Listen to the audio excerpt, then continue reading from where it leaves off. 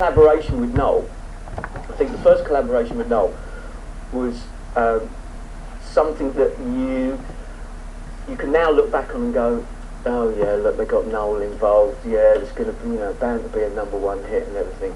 But I think the most important thing that you have to remember about that record is how fucking brilliant it is, and how absolutely sort of like genre busting it was as an actual record.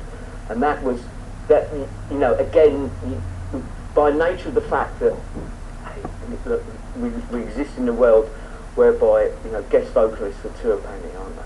And it's very, very difficult to think, it's actually quite difficult to think back to a time when people didn't do that. So really, Tom and Ed getting guest vocalists like Tim Burgess, like Beth Orton, like Noel Gallagher, that was a bit of a first, that people hadn't really thought of doing that time around.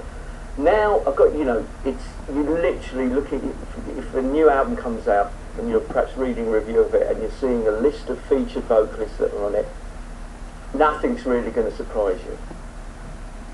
I think the thing that shone through on their first meeting, and is still very much a part of where they're at, is definitely that here are two guys that are completely and absolutely in love with music, with making music, with playing music, with listening to music.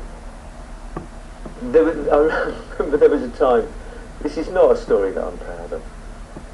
I bunked on a train from London up to Manchester when Tom and Ed were playing at the Apollo. Now that would be fine and dandy if I was 16 years old, but I was fucking 34. But at the time I was working at Terminals, helping run the Heavenly Jukebox, and let's just say I wasn't earning a lot of money at that point. The money I was earning wasn't staying in my pocket. So I had to bunk on the train to go up to Manchester to see them play at the Apollo. And I think I managed to blag at sleeping on someone's floor up there. And I remember being in that room, and it was a bit like it really was the first time that that they'd started to use the visuals and use the volume, because Jesus Christ, it was loud.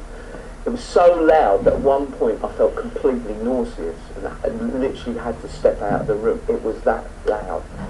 And as a visual, I've actually got a photo from that gig, and it's just like literally a blur of lights that are coming off the stage. It looks amazing, and it looks like the mothership has just landed, as in from Close Encounters.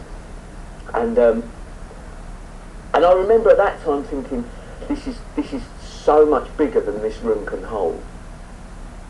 I used to have this theory that all great bands, you either want to be in them or fuck them. And I guess if it comes down to it, I really don't want to fuck either Tom or Ed. But I would love to be in the band.